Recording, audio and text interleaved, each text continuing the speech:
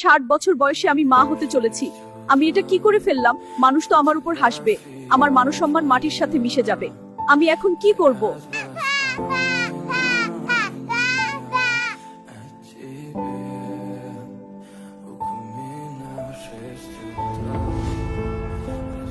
কাজ শেষ, এখন কেউ কিছু জানবে না, সবকিছু আগের মতোই থাকবে। এটা কি নড়ছে?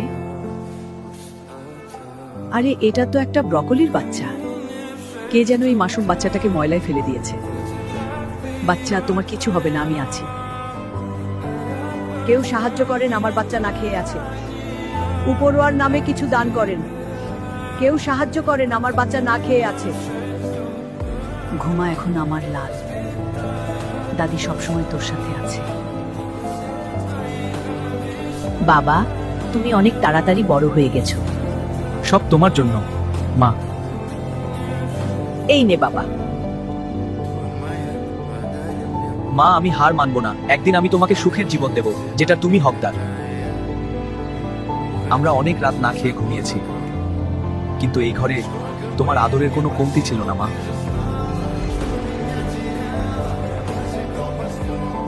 হ্যালো, কে? বাবা, আমি তোর আসল মা। আমার কাছে ফিরে আয়। আমার কাছে গাড়ি বাড়ি সব আছে, কিন্তু তুই ছাড়া আমার কিছুই নেই। বাবা, ফিরে আয়। জন্ম দিলেই মা হওয়া যায় না। মা হতে হলে দায়িত্ব নিতে হয়, আগলে রাখতে হয়, ভালোবাসা দিতে হয়। তুমি আমাকে ময়লায় ফেলে দিয়েছিলে। তুমি আমার মা না। আমাকে আর দ্বিতীয়বার কল করবে না। কি হয়েছে বাবা? এভাবে রাগারাগি করছিস কার সাথে? কেউ না মা, রং নাম্বার। কি হয়েছে মা? কিছু না বাবা, বয়স হয়েছে তো তাই। মা, তোমার মুখ দিয়ে তো রক্ত বের হচ্ছে, কেউ সাহায্য করো। তাড়াতাড়ি করো, অবস্থা অনেক সিরিয়াস। রাস্তা খালি করো। মা, কিছু হবে না, তুমি ঠিক হয়ে যাবে। দেখো, তোমার মায়ের অবস্থা ভালো না। কিডনিটা ঠিকমতো কাজ করছে না। অপারেশন করতে হলে প্রায় 3 লক্ষ টাকা লাগবে, না হলে আমরা ওনাকে বাঁচাতে পারবো না। কেউ তো আমাকে সাহায্য করো, আমার কাছে এত টাকা নাই, আমি কি করব? অপারেশনের জন্য 3 লক্ষ টাকা পেয়ে যাবে, কিন্তু শর্ত একটাই।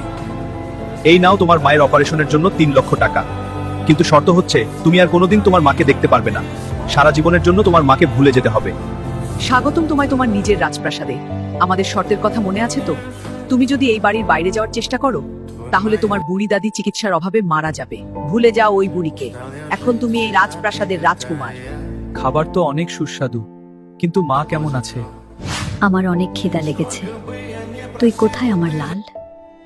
মা, দাদির কথা খুব মনে পড়ছে। আমি দাদির কাছে যাব।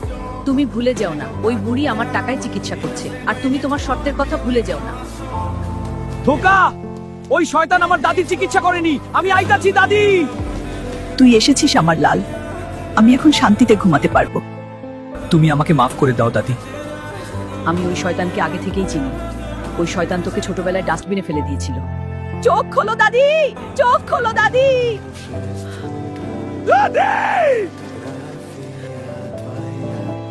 তোমার দাদি তোমার জন্য এই চিঠিটা রেখে গিয়েছে।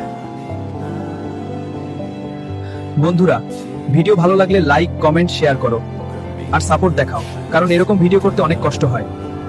আর জানতে চাও এই চিঠিতে কি লেখা? তোমার বাবার নাম ছিল আরিয়ান। তিনি একজন কৃষক ছিলেন। তার সাথে জোর করে অন্যায় করা হয়েছিল, আর সেই কারণেই তোমার জন্ম হয়েছিল। বাঁচাও, বাঁচাও! কেউ আছো? বাঁচাও, আমাকে বাঁচাও! এই শয়তান তোমার বাবার উপর অনেক অত্যাচার করেছিল। তাকে নির্মমভাবে ব্যবহার করা হয়েছিল, আর যখন তোমার বাবা পালানোর চেষ্টা করেছিলেন, তখন তাকে সেন্ট্রাল কবরস্থানে জীবিত কবর দেওয়া হয়েছিল। আমার সাথে যা কিছু হয়েছিল সবই তার ষড়যন্ত্র। সে মাসের পর মাস আমার খাবারে বিষ মিশিয়েছে, যাতে তুমি টাকার জন্য তার কাছে যেতে বাধ্য হও।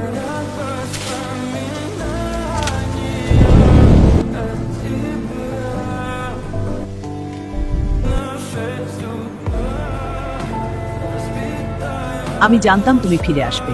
বসো, আমাদের অনেক কথা আছে। আমার বাবা কোথায়? তোমার বাবা ছিল এক সাধারণ কৃষক, তাকে ভুলে যাও। আর তোমার দাদি, সে ছিল এক ভিখারি। কুকুরের মতো আমার দরজায় আসতো, খাবারের জন্য ভিক্ষা চাইতো। এই চিঠিটা আমাকে দিয়েছেন তিনি। তিনি সব জানতেন। এই কারণেই আমি তাকে মেরেছি। সে সব সময় তোমার কাছে আমার বিরুদ্ধে বিষ ঢালতো, সব সত্য বলে দিত। তুমি আমার মা না।